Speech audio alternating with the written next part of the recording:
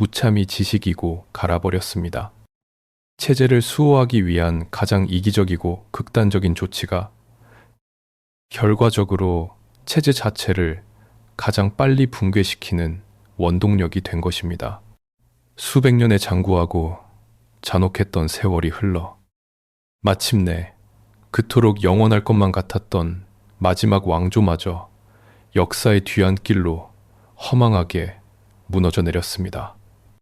붉은 담장 안을 유령처럼 맴돌던 숨막히는 침묵도 깊은 밤 전각을 채우던 이름 없는 여인들의 서글픈 울음소리도 이제는 모두 영원히 떴었습니다. 하지만 무너진 제국이 남긴 차가운 잿더미 위에는 여전히 우리가 직면하고 대답해야 할 거대하고 묵직한 질문 하나가 조용히 남겨져 있습니다. 오늘날 베이징의 중심에 자리 잡은 자금성이나 서울의 웅장한 고궁들을 방문해 본 적이 있으십니까? 맑은 햇살 아래 붉게 빛나는 거대한 담장과 황금빛 지붕 위로 전 세계에서 몰려든 수많은 관광객들의 경쾌한 발걸음과 웃음소리가 끊이지 않습니다. 화려한 전통 의상을 빌려 입고 아름다운 전각을 배경으로 사진을 찍으며 사람들은 수백 년 전 융성했던 제국의 찬란한 문화와 눈부신 예술적 성취에 깊은 감탄을 쏟아냅니다. 하지만 렌즈에 담긴 그 눈부신 풍경, 이면에 숨겨진 차가운 진실을 아는 이는 많지 않습니다.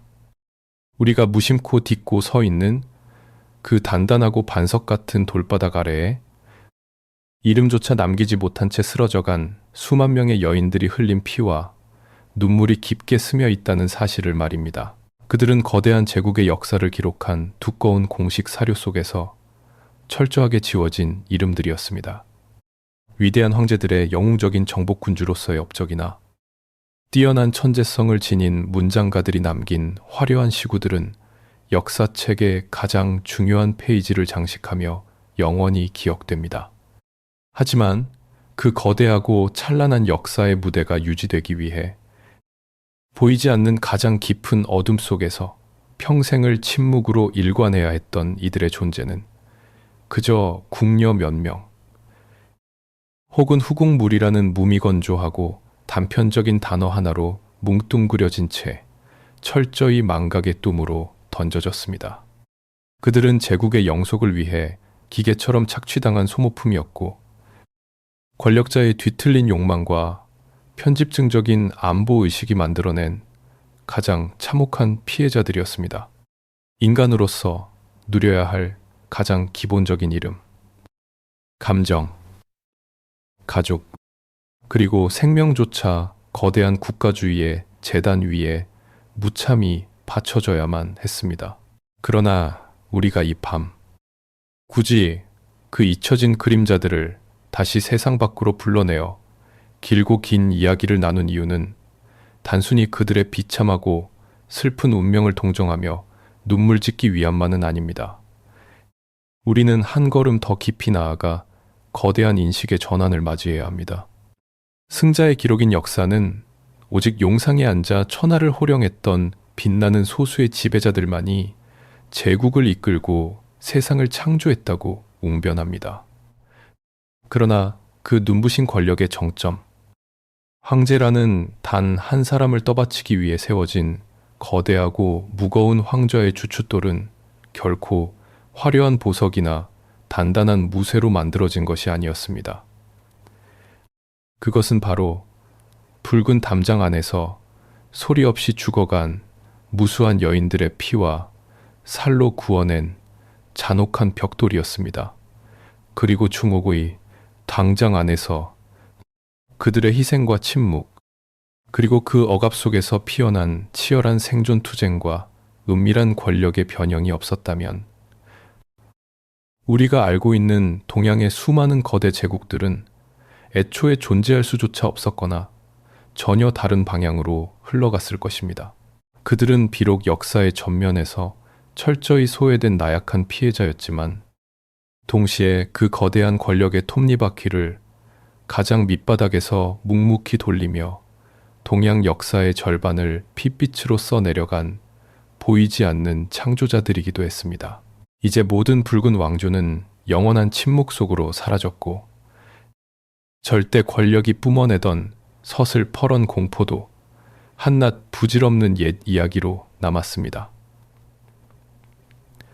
이 챈들을 달빛이 차갑게 내려앉은 텅 빈 고궁의 뜰을 거닐 때면 어디선가 억울하게 생을 마감한 어린 궁녀의 희미한 한숨 소리가 바람을 타고 들려오는 듯합니다. 수천 년의 세월 동안 굳게 닫혀 있던 그 무거운 역사적 진실의 문을 열고 나온 오늘 밤, 여러분은 화려한 궁궐의 풍경을 어떤 눈으로 바라보시겠습니까? 빛나는 역사의 기념비일까요? 아니면 권력이라는 이름의 괴물이 만들어낸 가장 잔혹한 도살장의 흔적일까요? 영원할 것 같았던 권력은 결국 덧없이 쓰러졌지만 그 권력에 짓눌려 사라져간 수많은 그림자들의 침묵은 오늘날 우리에게 국가와 권력, 그리고 인간의 존엄성에 대한 가장 무겁고도 서늘한 질문을 던지고 있습니다. 긴 밤, 이 기나긴 이야기에 귀 기울여 주셔서 감사합니다.